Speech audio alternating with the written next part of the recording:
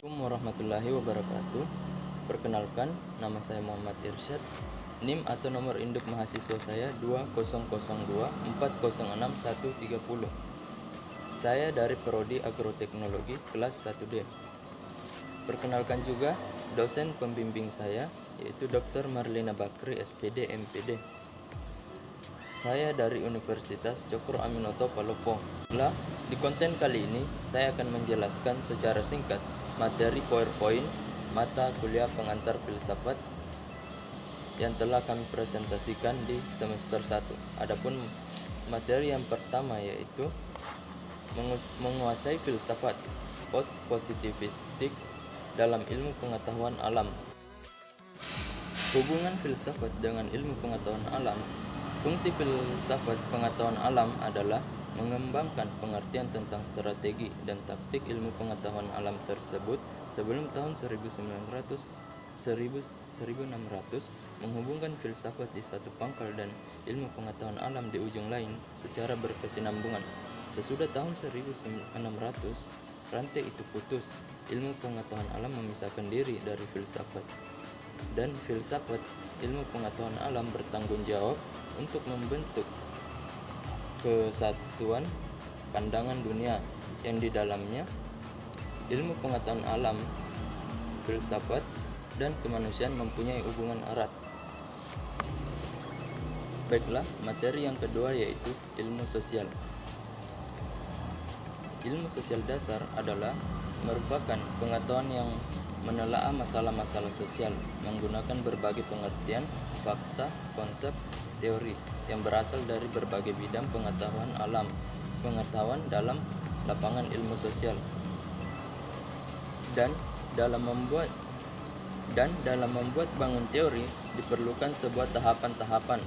Lapisan tahapan inilah yang dinamakan dengan metode ilmiah, yaitu tahapan yang pertama yaitu persepsi, tahapan yang kedua hipotesis, tahapan yang ketiga hukum, tahapan yang keempat teori.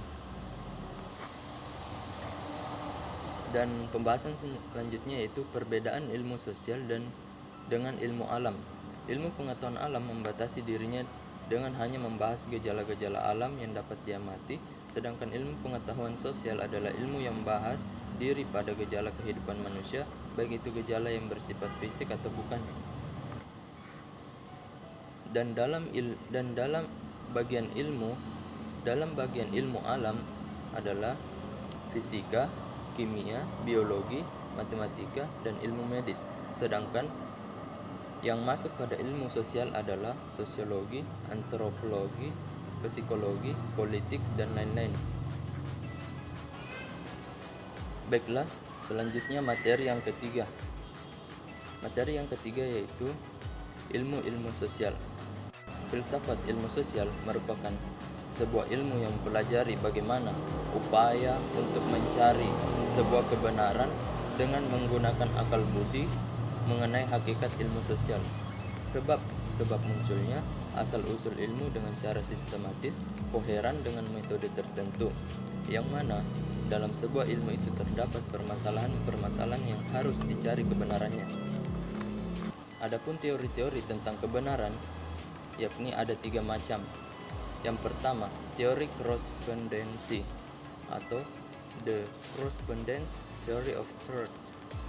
Yang kedua, teori konsistensi atau teori koherensi,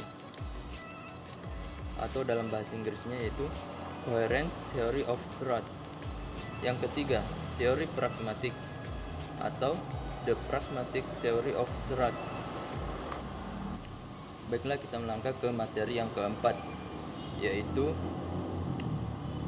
pemikiran filsafat timur. Filsafat timur lebih dikenal dengan kata ngelmu daripada ilmu. Lebih merupakan ajaran hidup yang bertujuan untuk memaparkan bagaimana orang dapat mencapai kebahagiaan yang kekal. Dalam filsafat timur ada 5 aliran yang paling berpengaruh, yaitu Hinduisme, Buddhisme, Konfusianisme, Taoisme, dan Islam. Sejarah filsafat dari timur terbagi menjadi 3, yaitu filsafat India, filsafat Cina, dan filsafat negara-negara Islam. Sebuah ciri khas dari filsafat Timur adalah kedekatan hubungan filsafat dengan agama. Filsafat Timur ini sebenarnya tidak hanya dipandang filsafat agama juga, tetapi termasuk falsafah hidup. Adapun cara berpikir orang Timur lebih pada cara mereka melihat dunianya, bagaimana mereka melihat diri sendiri dan sesama, dan bagaimana mereka menggantungkan diri pada Sang Pencipta. Perspektif filsafat orang Timur lebih pada human dan religius, sedangkan jika filsafat Barat memang lebih menekankan pada rasional, misalnya pada zaman Yunani kuno.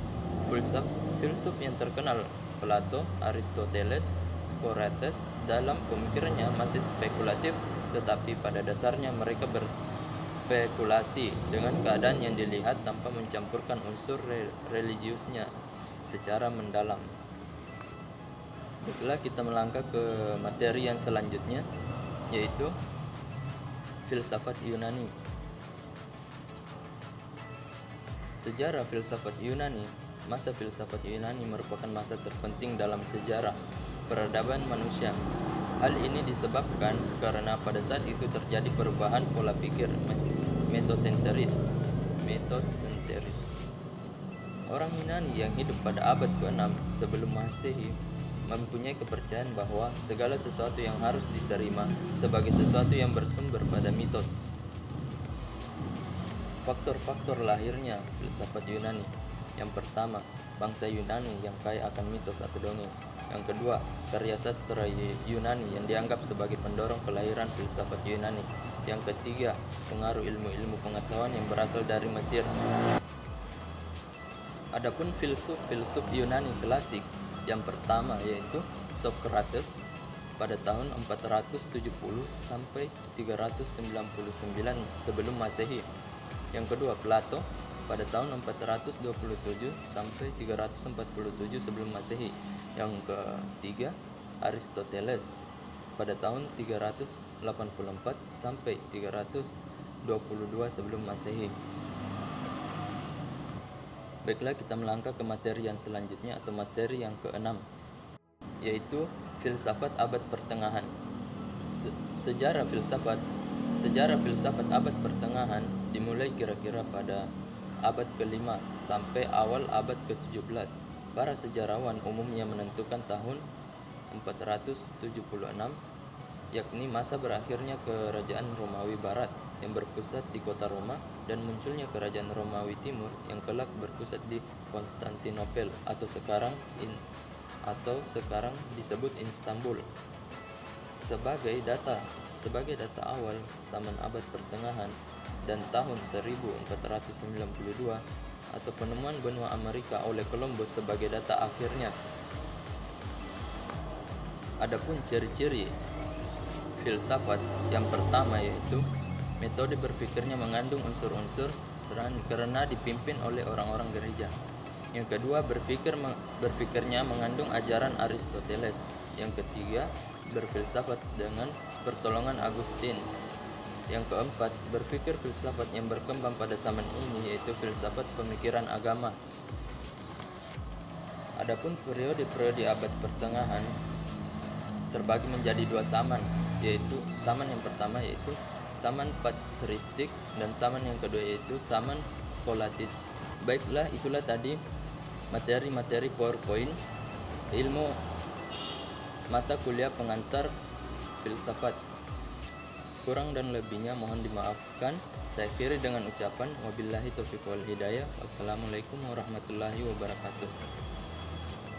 Bagi teman-teman yang suka video ini, silakan like, subscribe, dan share. Dan bagi teman-teman yang ingin memberikan saran atau masukan yang membangun, silahkan komen di kolom komentar. Sampai jumpa. Sampai.